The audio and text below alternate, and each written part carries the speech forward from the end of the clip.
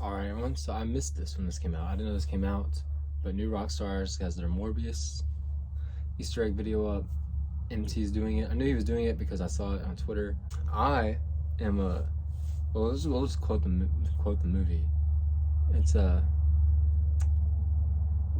we're the few against the many. Because I enjoyed Morbius, alright? I do not think it's as bad as everyone's saying. Was it great? No. Did I make a movie review where I told my thoughts? Yes, you can go check that out. But I have a good time. I've actually seen it twice. And I know from Twitter that this guy did not. So like, part of me feels like he's just gonna be hating on this thing the whole time. And I don't want that. But I wanna know the Easter eggs. So we're gonna check this out. 1, 2, 3. Welcome back to New Rockstars. It's me, MT, and this is a breakdown for Sony Pictures' Morbius. So let's go ahead and take a bite into all the fun missable details and Spider-Man Easter eggs that the MCU's neighbor universe has to offer in this dark new chapter filled with blood. Sorry, I just watched too much Sesame Street as a child. Very upset that the Count did not show up in the post-credit scene, by the way. What were you thinking, Sony? Come on. And also, spoilers for the whole blood-sucking, life-sucking affair that is Morbius. But hey, if you clicked on the video that said Morbius breakdown, then I'm sure this spoiler warning isn't needed, and the director spoiled the movie himself.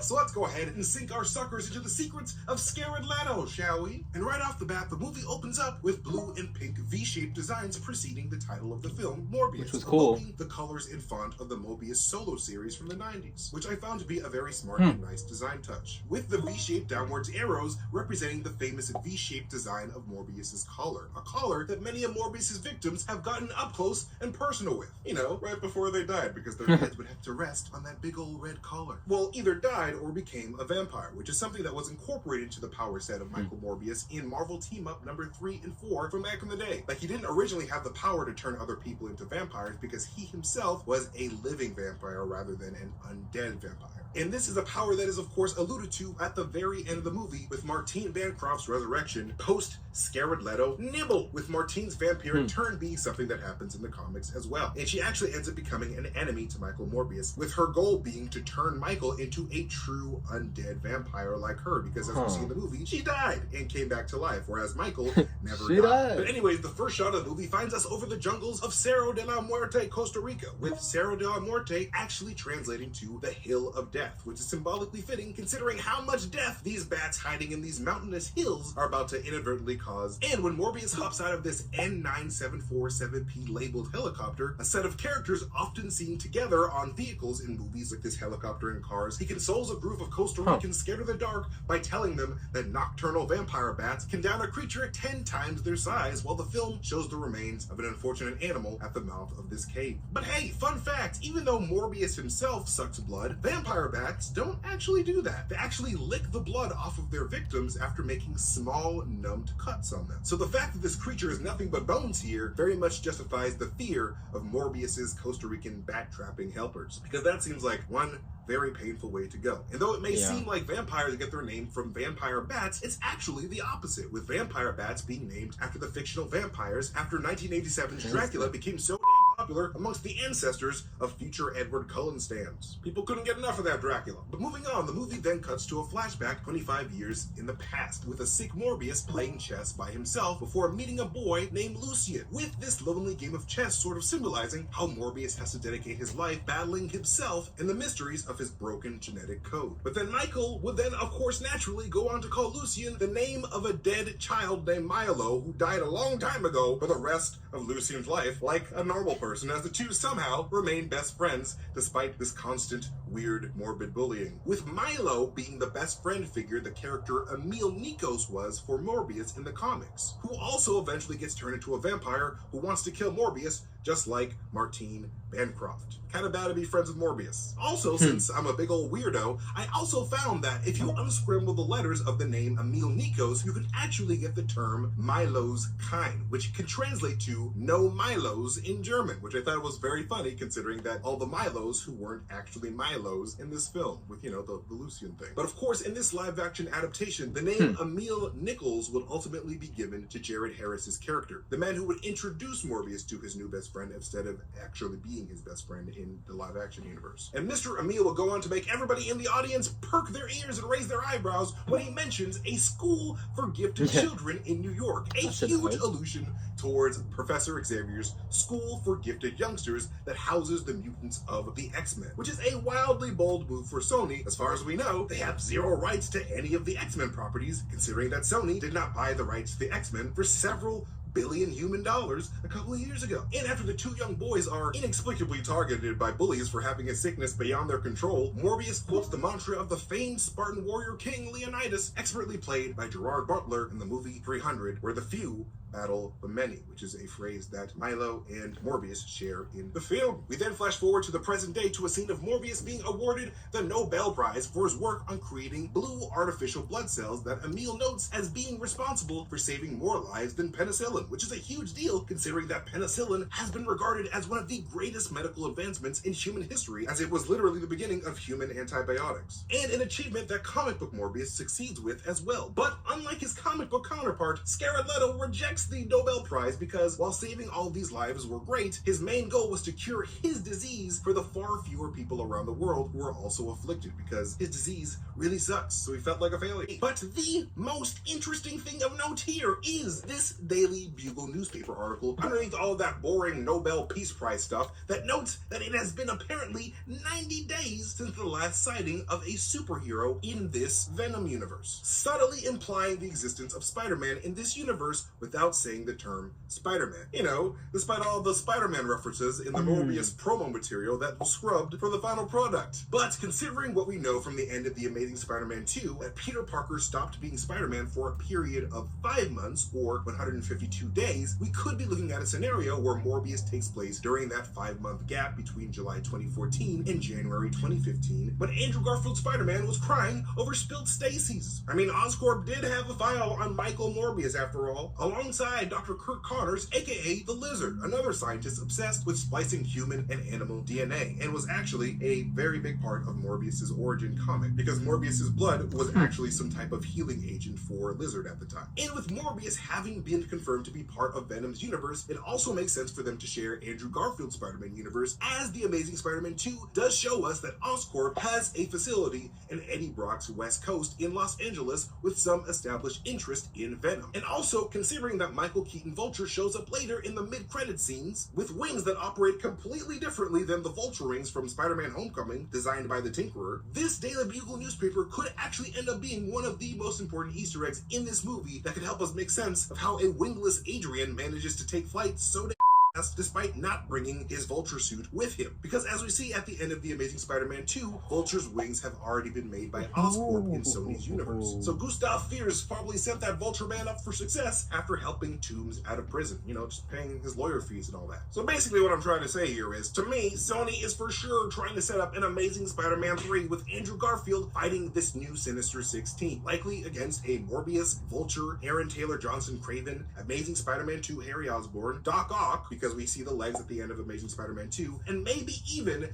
Jake Gyllenhaal's Mysterio. A Sinister Six scenario that could actually be fun with the right creative direction. Emphasis on the right creative direction. I will literally help you write this movie, Sony. Just hit me up. But another potential Amazing Spider-Man Easter egg when we first meet the adult version of Milo, expertly played by Matt Smith, who absolutely just carries this entire film. Matt Smith, the god himself, channeling his inner goofy 11th Doctor from Doctor Who. It's actually my favorite show of all time. Let's just be real. Though, yes, Milo could easily be referring to any sketchy Russian mobsters in the world that he pissed off during some friendly gambling while explaining his heightened security to Morbius. This could also be an allusion towards the Russian Rhino from The Amazing Spider-Man 2's game, as a Rhino Easter egg can be seen next to a picture of a New York street on a Daily Bugle newspaper later on in the movie, with that street picture possibly alluding to that last street fight between Spider-Man and Rhino at the end of Amazing Spider-Man 2. And that Rhino Easter egg is next to another Easter egg alluding towards the existence of Black Cat in this universe as well, with the words Black Cat, friend or foe, who could also end up factoring into an Amazing Spider-Man 3 scenario if Sony is actually going down that road. I mean, Sydney they use this shot of just Andrew. joined the cast of Madam Web after all, and a lot of people are hoping that she is playing Felicia Hardy. So maybe Sony's just setting up the seats for her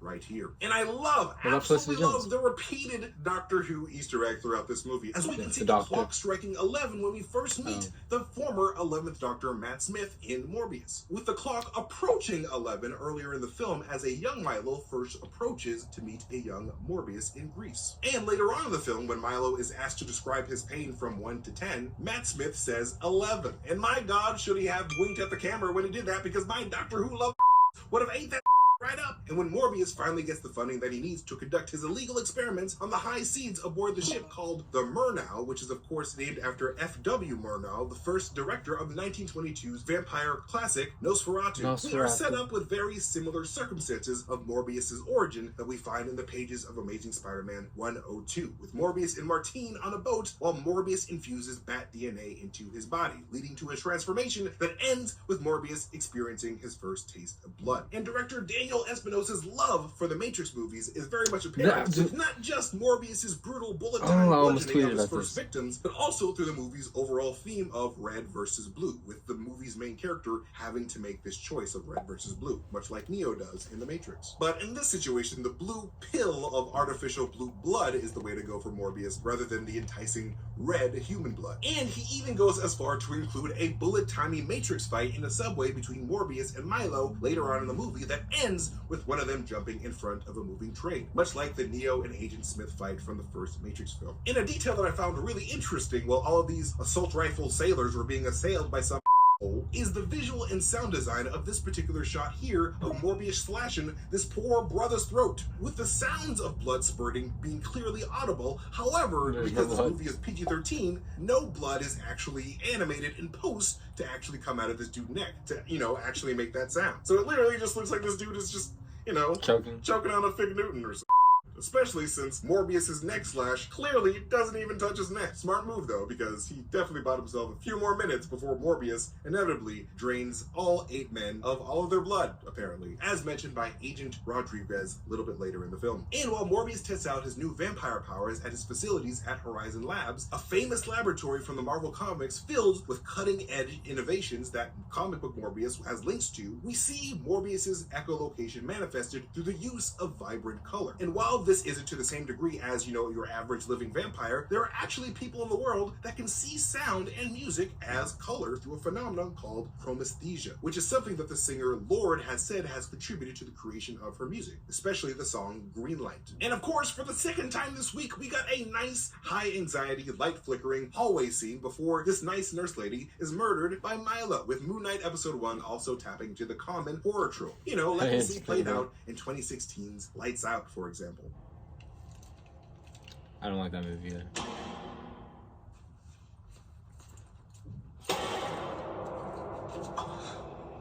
And when Morbius is arrested for Milo's murder, he has a one-on-one with Agent Shroud and Rodriguez with the triple blessed holy water, because you gotta have it if you're facing a vampire one-on-one. And when he does, Morbius makes a direct reference to the 2008 Incredible Hulk film by warning the two that they wouldn't like him when he's hungry.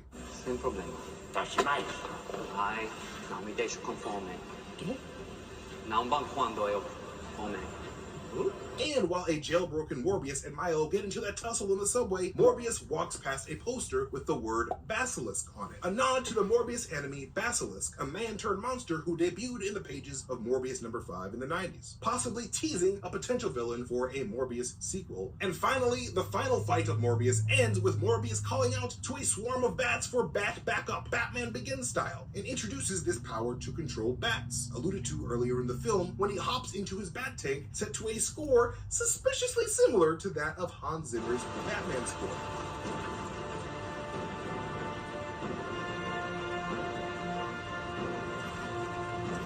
When I heard that in the theater, I was like, hold on. And of course, the movie ends with Morbius stabbing his best friend Milo in the heart in traditional vampire killing fashion, despite telling his girlfriend only minutes ago that they weren't that kind of vampires. But hey, whatever. It's because it had the serum in it, though. Breakdown of One doctor reference that I would say that he missed, I don't know if it's really, but is when they finally get Milo on the security cam. He looks up And they looked at that, you zoom in on that, and Tyrese says, "That's not the Doctor." I thought that was the Doctor Who reference because it's like they call him the Doctor, like he's known as the Doctor. So for them to say that's not the Doctor, it's like yeah, but it is, you know. Maybe not. Maybe that's something Steven made up. It's pretty cool Easter eggs. Everything having to do with the Amazing Spider-Man universe is exciting to me. It's like I feel like some of it's a little far-fetched, but possible. It could take place while he was grieving Gwen, or it could maybe like we don't know how long he was gone, like from the No Way Home thing. It's like he says he's only been there for like a day or two, but like maybe through time and space it's been longer in his universe. Who knows? Those are my extra thoughts.